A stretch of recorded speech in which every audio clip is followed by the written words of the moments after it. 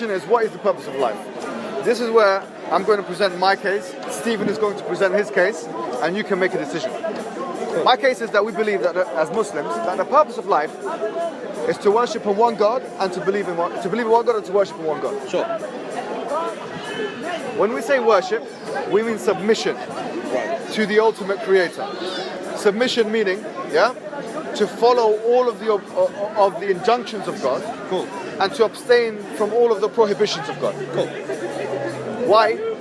Because no one knows how the human should be able to function in a sociological, in a domestic, in a psychological way than God or Allah.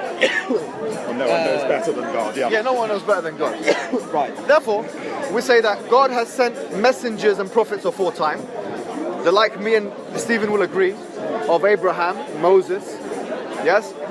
And all of those messengers and prophets came with one fundamental teaching, sure, which is to believe in a one God and to worship a one God. Sure. Now, this is where we will part ways, but it's been nice. Yeah. Well, I mean, things like Moses' 10 Commandments. Yes, go ahead. They are more or less internationally recognized law Yes, now. that's a good point.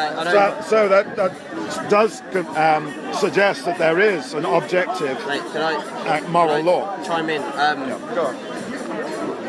No, in the sense of, for example, it's not black and white in killing. Why is there such things as, say, manslaughter in the court of law?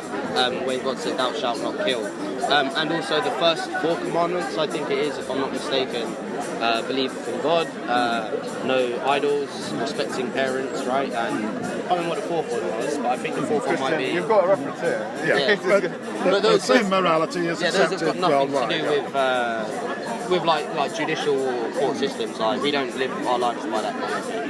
Yeah. Like, no one is... No, look, forget about this for a second. Yeah, no, but I was just saying... I do accept this point, the though. moral commandments. I think most people would accept that killing is wrong, generally speaking. There are exceptions to it, but generally... I think, correct me if I'm wrong, the 10 Commandments are generic statements. There are exceptions very to them. simple, very simple. But there are generic things, which I think is right, are internationally kind of recognized. Cool. Now, move on.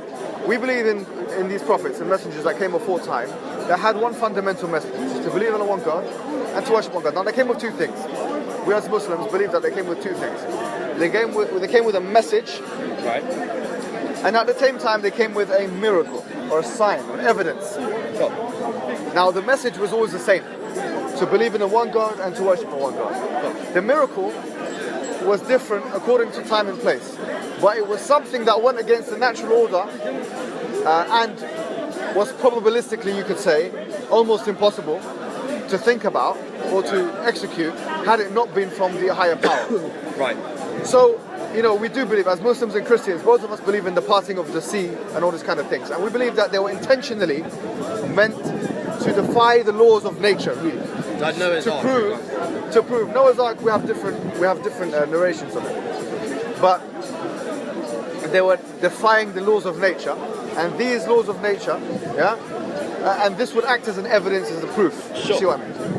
So, Muslim, this is my case now. He can present his Jesus as God case. Well, my case is the following. My case is that we believe that the Prophet Mohammed is the final prophet. Okay. And was the final prophet that was mentioned by Jesus Christ and those people that came before him. Why is he the final prophet? Why is he the final prophet? Because humanity had reached a time where it was necessary for it to have one universal system that it could follow. We as Muslims believe that time had come 1400 years ago. Don't Sikhs believe that their prophet is... They don't believe, Sikhs don't believe in prophets. Sikhs believe in gurus, which are different to prophets. Sure. Alright, so moving on now, what I was going to say... But their guru is like more recent than... Yeah, it's 400 years ago. Yeah, that's right. It's only for here in Punjab. It's very philosophical. It's a different religion. Sure. The Sikh faith is a different discussion for a different person. Cool.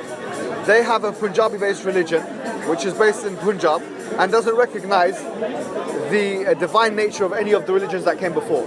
Cool. The difference between Islam and Sikhism is that Islam recognizes the divine nature of Christianity. Yeah, because it was expanded. We say that there are some parts of Christianity which is true, and some parts of Christianity which is not true. Right. There are some parts of Judaism which is true, and some parts of Judaism which is not true, and that Christianity originally, or Christ is the Messiah, and that he was the Injil or the Gospel. No, he wasn't the Son of God. I don't believe. But that the Gospels were sent to him. Yeah. But then those Gospels were changed and corrupted. So that's what we believe. They obviously don't believe in the same thing. Yeah, we believe we have thousands of Greek manuscripts, of the original New Testament, so and they all confirm each other. They believe that the 6,000 manuscripts that confirm each other. We say no, really. I'm pretty sure there are some inconsistencies amongst They're very, very minor. But they're still there. For the word of God, All right, so we would say, now what is the evidence of Islam? I'll tell you what we believe the evidence of Islam is. Number one, that you could say the prophecies of Jesus Christ. So the prophecies of those people that came before the Prophet Muhammad, which you will see in the Bible, funny enough. And we don't say that the Bible is a completely discarded document.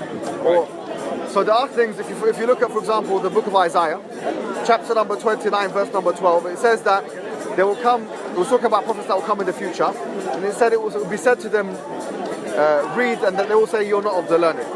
The Prophet Muhammad, when he came, these exact words were said to him. Read, Iqra, and he said, I'm not of the learned. I'm not of the learned. In addition to that, if you look at the book of Isaiah, chapter number 42, you'll find that it's angry. So 42, Isaiah 42 describes also people that will come in the future, or a prophet that will come in the future, and it describes even the geographic location, which is in present day Arabia. So we say that this is a very specific kind of prediction.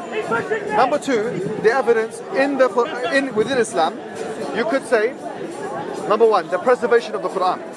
Despite the fact that the Quran is 1,438 years old, we believe that the Quran has been preserved, and the same way that the Prophet read it, we're reading it today. We have the preservation of the Quran documented, not only in written form, as you would be able to see if you go to Yemen, in Sana'a, where you have the actual physical Uthmani Mus'haf, but it's also, we have a chain of provenance which goes all the way to the Prophet, which is not, we would say, it's not the same in other religious traditions. Number three, we say that the Quran and the Hadith, which is, by the way, we believe that the angel Gabriel came to the Prophet Muhammad and he gave him two kinds of revelation. One of them was the Quran, and the other one was how to believe in the Quran, how to accept the Quran, So, as it relates to the second category, we say that there are a range of different prophecies within the Quranic discourse which affirm the Quranic message. And I'll give you one example, which I keep using here because I think it's quite a precise one. That in chapter number 30 of the Quran, if you look at the first 5 verses, it was referring to a battle which was going on between the Persians and the Romans. That the Romans have been defeated, but in 3 to 9 years that they will defeat the Persians in a nearby land, and that the Muslims will be rejoicing. This prophecy, despite it being unbelievably risky, did materialize in the way that it was mentioned, and it was completely risky. So had it not materialized in this way, it would have dented the reputation of the person who's claiming to be the prophet, and it would have. Luckily, we could say luckily, you could say accurately as well. Yeah. Now, there are a range of prophecies which are mentioned in the Quran, the Hadith, which I've done a video on recently, actually last week, which I'm not going to repeat here. So I'm going to just suffice with that one example. What I will say to you is that there are many different prophecies in the Quran and the Hadith. In addition to these prophetic things, we say that there's another layer of miracle, which is the linguistic miracle of the Quran. We say that the Quran is a linguistic miracle, in so much as the Arabic language is used and manipulated in a way which could not have been manipulated by a human being. And I'll give you 1 or 2 easy examples to fathom. Even as it relates to the structure of chapters, you'll find that there's an unbelievable kind of balance. Every chapter, yes, the beginning of the chapter links with the ending of each chapter, and the ending of each chapter links with the beginning of the next chapter. This is despite the fact that the Quran was revealed in a non-chronological way. It was so it then goes. Yeah. So that's one thing. Another thing is you'll find incredible balance. So if, for example, chapter 2 of the Quran has 286 verses. If you look into the middle of that verse, the middle part of the chapter, it says, وَكَذَلِكَ جَعَلْنَاكُمْ أُمَّةً وَسَطًا. We have therefore made you a middle and balanced nation. And appropriately, it says that in verse number 143, which is exactly the middle of that chapter. These are just some examples, and I'll give you another example, which I have... Well, yeah, but to what end? What? To what end? I'll tell you another example. No, I don't want to... Okay, no, fine. Forget that example. A fourth layer of argument is that if we look at, and this is where I've become a little bit polemical, but he can have his chance afterwards as well. If you look at the scientific discourse of the Quran. Now, we as Muslims, we don't believe that science, yes, is a certain reality that doesn't change. History has shown us, as philosophers of science have shown us, that no doubt science has changed. Of course it has. Yes? From the time of Newton to Einstein, sure, and other such realities. And these are what Thomas Kuhn calls a paradigm shift. However, we say that the scientific method is a very strong method, and so if there is a massive disparity between the text and the scientific method, perhaps someone who is of scientific orientation like yourself would have reason to doubt. What I say is that the correlation between the Quranic discourse and the scientific discourse, even from a 21st century standard, is closer than you'll ever find in any other world religion. Therefore, I would say, if you're a fan of science, you ought to, of all of the religions in the world, be most convinced by the scientific discourse found in the Quran. Okay. I'll give you 2 or 3 easy examples for you to fathom.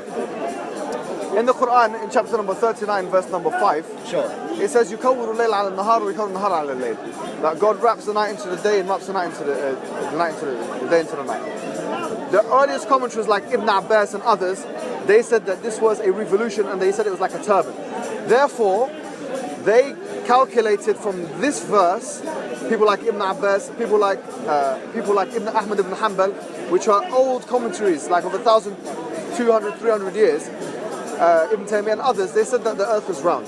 Cool. If we compare this to the biblical discourse, in Job chapter number 9, verse number 6, you'll find that clearly the earth is flat in the Bible with pillars.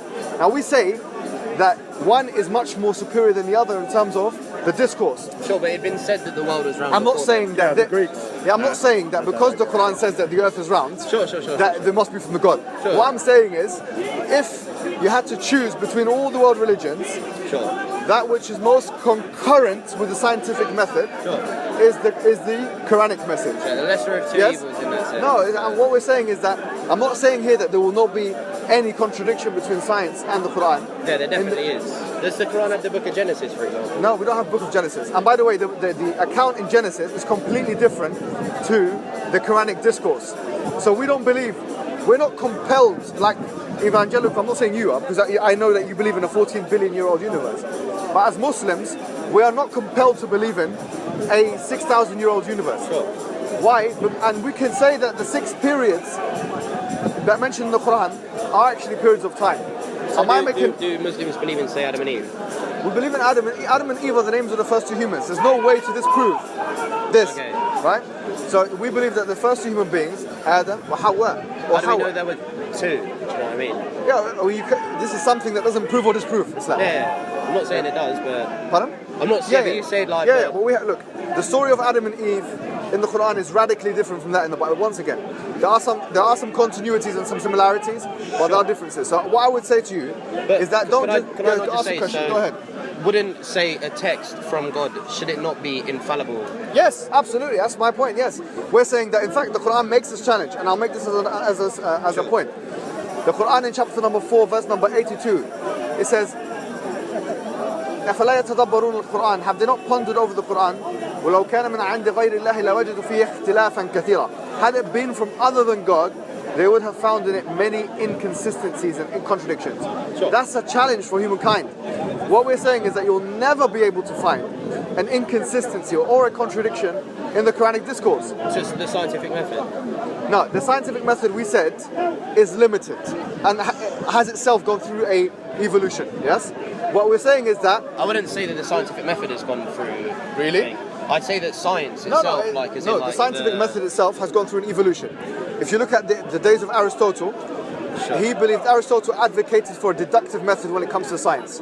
Afterwards, the scientific method had actually become more, you could say, inductive. And then after that, it became more empiricism, which is what we have at the moment. So the actual method has gone through. The scientific process, the Quran's giving, as the brothers mentioned, at least 2 falsification tests. What do you mean? Yes. You just need. Yeah, so there are two falsifications. Interesting, because part of the scientific method is falsification. The scientific method prides itself really on falsification. So you say, if I'm a scientist, I make a discovery, Sure. I publish it in a journal, another a scientist somewhere else in the world Sure. picks up my discovery and tries to disprove me. Sure. If my discovery has not been falsified, it becomes part of science. Sure. The Quran has the same thing in it, in so much as it says in one verse, as I said to you, you'll be able to find many contradictions in it, i.e. the Quran, had it not been from God.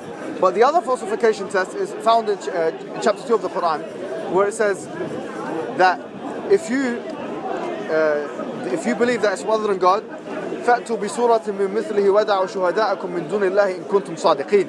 That make a chapter like it and call your witnesses from other than God if you're of the truthful.